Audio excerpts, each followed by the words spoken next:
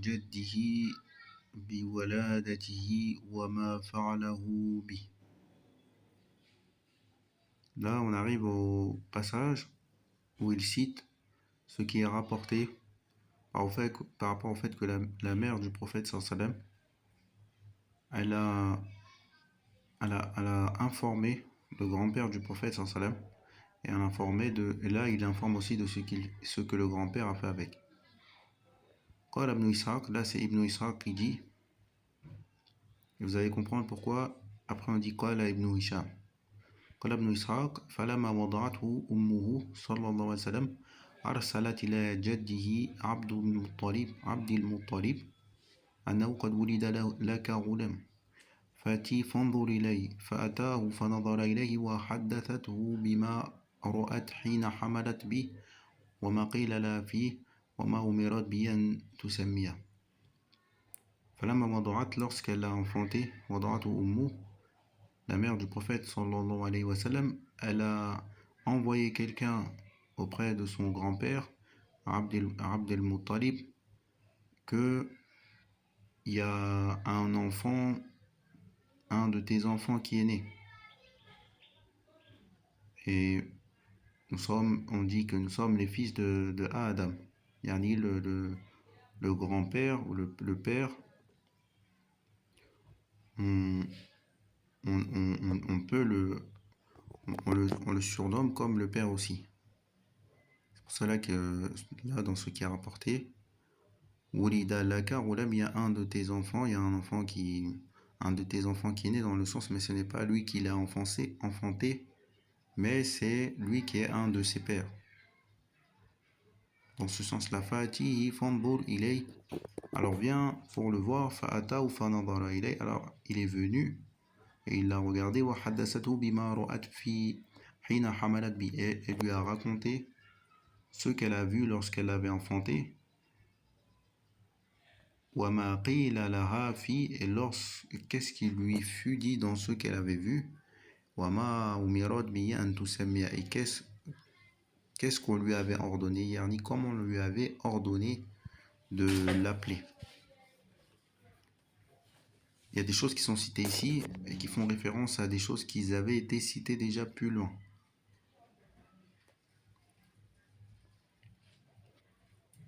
فَيَزْعُمُونَ أَنَّ عَبْدَ الْمُطَّلِبِ أَخَذَهُ فَدَخَلَ بِهِ الْكَعْبَةَ, et ils prétendent dans ce qui est rapporté que Abd al-Muttalib l'a pris et il est rentré avec le prophète sallam dans la Kaaba, فَقَامَ يَدْعُو اللَّهَ وَيَشْكُرُ لَهُ مَا أَعْطَى, et qu'il s'est mis à invoquer Allah et le remercier de ce qu'il lui avait donné. ثُمَّ خَرَجَ بِهِ إِلَى أُمِّهِ فَدَفَعَهُ إِلَيْهَا, et donc il était content d'avoir reçu le prophète sallam et qu'il avait remercié Allah. Sachez que le prophète était très beau. Allah lui avait donné une bonne image. Malgré cela, le fait d'avoir reçu un enfant, c'est quelque chose d'agréable. وَالْتَمَسَ لِرَسُولِ اللَّهِ صَلَّى اللَّهُ عَلَيْهِ وَسَلَّمَ الرُّضَعَاء, et là vous allez comprendre pourquoi au début قال ابن إسحاق et maintenant قال ابن هشام. Ce sont deux personnes différentes. Et le livre en fait de Ibn Hisham de base, c'est le livre de Ibn Ishaq. Et Ibn Hisham rapporte ou ajoute des détails. Et là, Ibn Ishaq, il dit que ensuite il est ressorti d'Al-Kaaba et qu'il est retourné vers sa mère et lui a rendu. Maintenant, il s'est mis à rechercher pour le prophète sallam ar-ruda'a. قال ابن إسحاق المراضية.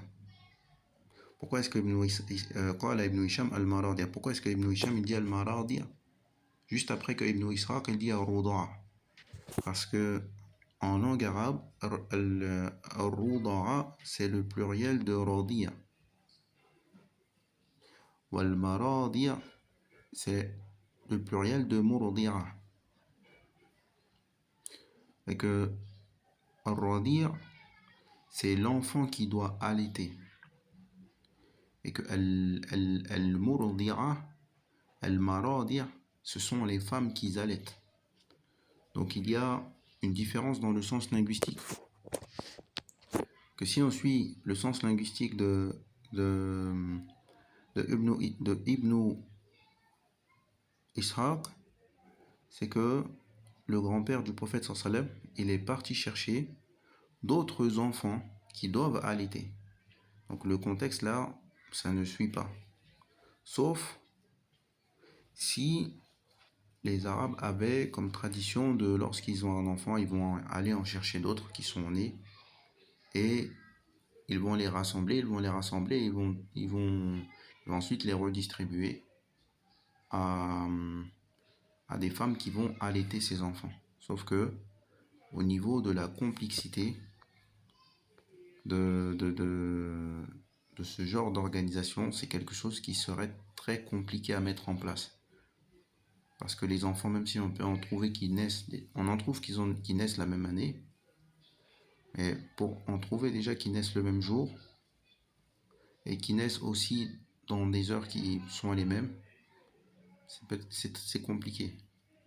Dans les semaines qui sont les mêmes, c'est compliqué parce que même si, on va dire, on va se mettre à chercher pour un enfant le temps que sa mère l'allaite par exemple, une semaine, 2 semaines, on va chercher un autre qui naît pour les rassembler, donc ce serait compliqué. Donc c'est pour ça que Ibn Hisham, il dit al-maradiya. Al-maradiya, c'est le pluriel de murdi'a, c'est les femmes qui allaitent. Et dans le contexte, ce mot-là est plus adapté. C'est-à-dire que les Arabes, ce qui est rapporté, c'est que les Arabes, avant, ils cherchaient des femmes pour allaiter leurs enfants. Ce qui permettait de laisser la femme libre pour les besoins du mari.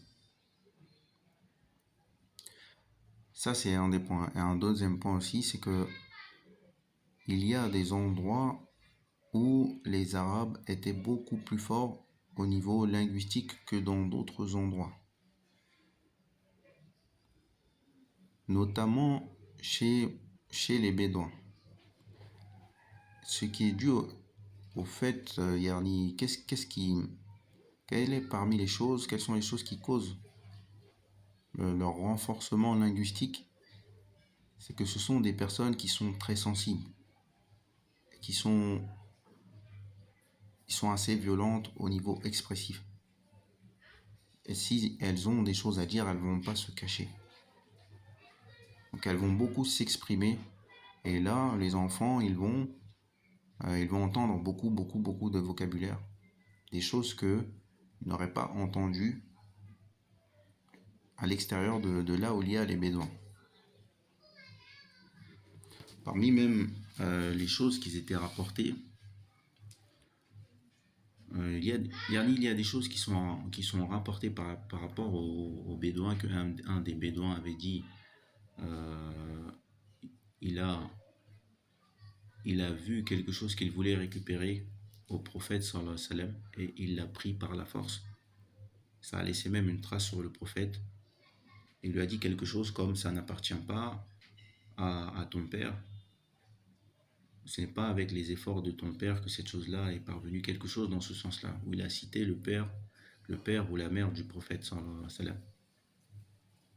Pour montrer l'exemple à quel point Yarni, ce sont des gens, voilà, qui étaient très expressifs, et ils sont encore aujourd'hui en Mauritanie.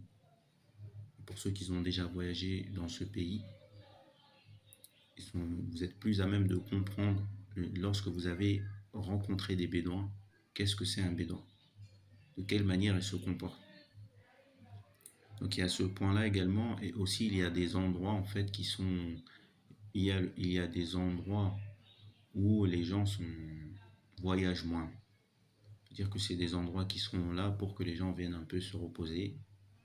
Il y a moins de commerce, il n'y a pas tellement d'activités.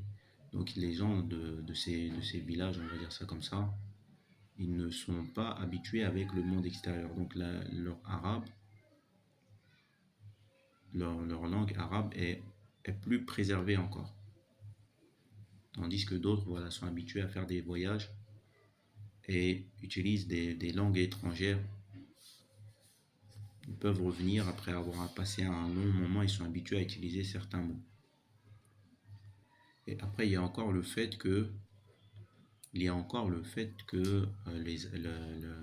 certains endroits au niveau climatique étaient beaucoup meilleurs. Donc les enfants qui grandissent dans ces endroits, ils grandissent dans un cadre beaucoup plus sain, beaucoup plus propice pour le développement physique, également mental.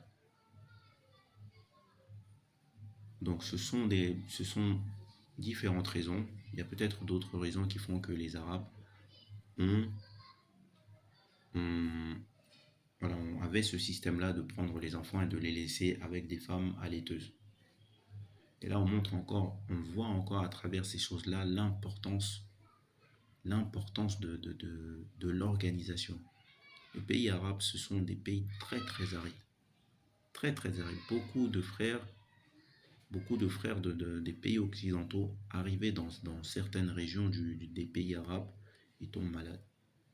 Ils ne sont pas en mesure de supporter le climat.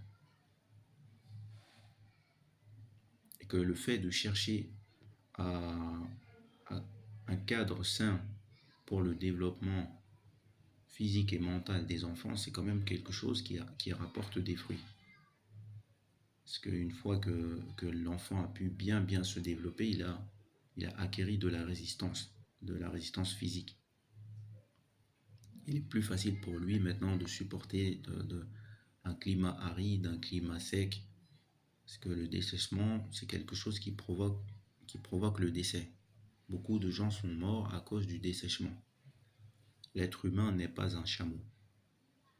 Il n'est pas en mesure, après avoir perdu une certaine quantité d'eau, de regagner cette même quantité avant que le décès avant que les problèmes de santé lui parviennent. C'est pour ça que beaucoup de gens se dessèchent trop vite.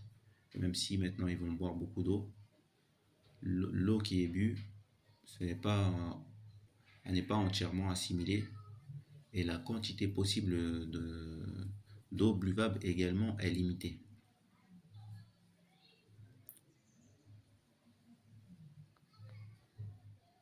وفي كتاب الله تعالى في قصة موسى عليه السلام وحرمنا عليه المراضع.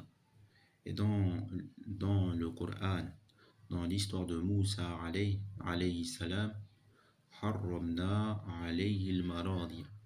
Lorsque Moussa alayhi salam n'acceptait pas de prendre n'acceptait pas les femmes qui viennent pour l'allaiter. C'est-à-dire que Allah avait interdit pour lui les allaiteuses. Et ceci afin que c'est sa mère qui vienne l'allaiter au final. Donc pour ceux qui n'ont pas encore vu l'histoire de Moussa alayhi salam, il semble que quand même malgré ça, vous êtes en mesure de comprendre à peu près. Sinon, vous êtes invité à aller lire l'histoire de Moussa alayhi salam. Donc là, il explique et il utilise le dalil. Harramna alayhi al-maradiya. Que le mot adapté c'est maradiya. Que ce n'est pas rodara. Et qu'il y est également dans l'histoire de Moussa alayhi salam. Subhanallah al-azim, la science, c'est un monde qui est magnifique. Et puisque l'on parle d'organisation, je vous invite à vous organiser de manière à créer un monde de sciences familiales parce que vous ne pourrez pas investir votre temps dans tout. Maintenant, si vous avez un monde de sciences familiales, vous passez du temps en famille, en étudiant, en enseignant à vos femmes et vos enfants, et vous leur avez donné leurs droits, le droit que l'époux doit donner à sa femme et aux enfants, et en même temps vous avez pu étudier, vous avez pu apprendre de nouvelles choses.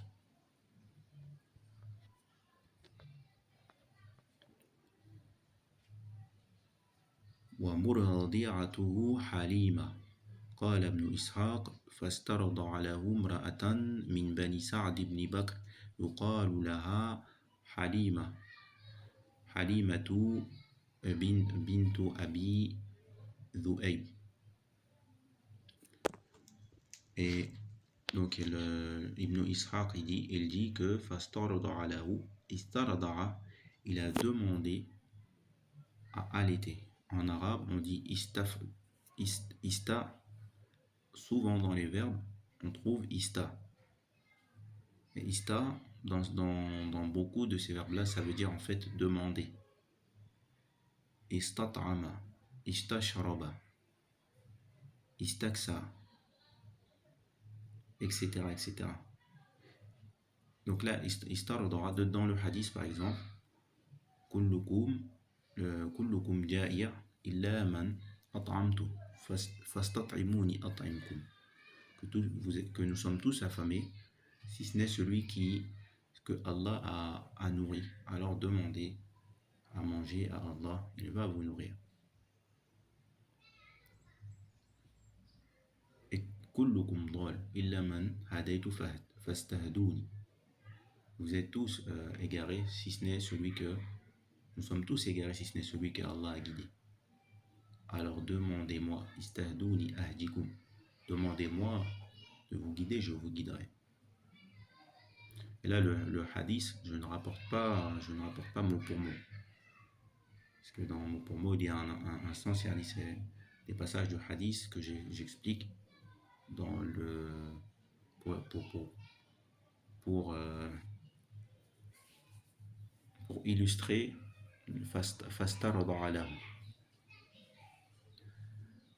Là également, pourquoi il parle donc en fait, il va essayer de parler un peu de tout, hein.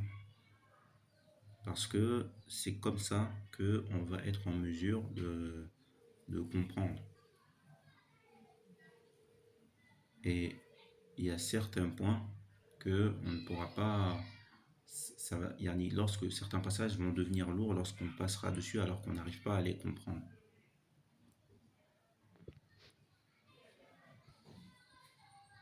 Donc il y a d'autres choses en fait qui seront reliées. Il y a beaucoup de choses qui sont reliées à ce passage-là. Il a demandé pour allaiter le prophète une femme de Bani Sa'd ibn Bakr. Et on appelait cette femme Halima. Elle s'appelait Halima. Et yuqalu laha, ça c'est une excellente expression en arabe. Parce que on demande à une personne où on entend des gens dire à une autre personne un nom. Yuqalu, on lui dit. Yuqalu, ça veut dire on lui dit. C'est-à-dire que quand les gens l'appellent, ils lui disent Halima, Halima. Donc lui, il a entendu, une autre personne vient entendre Halima. Mais il n'est pas sûr, est-ce que Halima, ça c'est son prénom? Ou est-ce que c'est un surnom? Mais en tout cas, j'ai entendu qu'on lui disait Halima. Les gens lui disent Halima. Pour éviter voilà, il va dire, on lui dit Halima dans le sens, les gens l'appellent Halima, voilà. Est-ce que c'est son vrai prénom? Est-ce qu'elle s'appelle Halima ou est-ce que Halima c'est un surnom? Allahu a'lam. C'est comme ça. Halimatu bintu Abi Dhu'ayb. Et Dhu'ayb en langue arabe, pour ceux qui connaissent Adhib, fa'akala udhib, le loup l'a mangé dans Sourate Yusuf. Adhib fa'akalahu, Adhib c'est le loup. Et Dhu'ayb c'est un petit loup. En arabe, on a ce qu'on appelle la tasriya, ou Saïd, Kulayb, Dhu'ayb. Donc ce sont des mots pour dire que c'est la chose, pour désigner une chose, mais en plus petit. On ne parle pas du bébé loup, on parle d'un loup, mais en plus petit. Pourquoi est-ce qu'il y a des Arabes qui portent des noms qui, avant l'islam, portaient des noms comme Kulayb? Et il y avait certains Arabes qui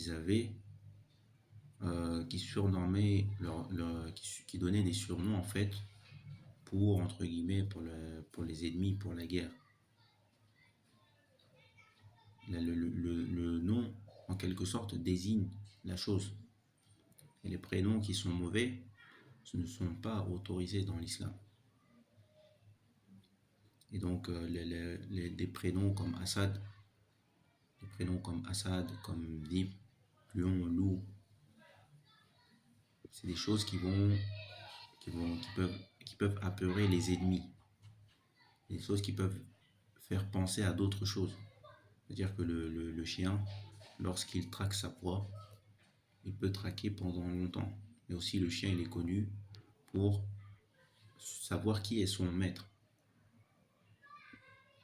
Et donc pour voilà, des systèmes de défense, voilà, pour montrer dans notre armée, dans notre tribu, il y a ça, il y a des gens qui s'appellent, il y a des personnes qui ont tel prénom.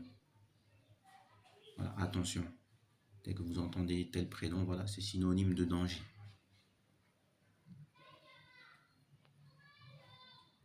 Et on va s'arrêter ici pour aujourd'hui, Inch'Allah.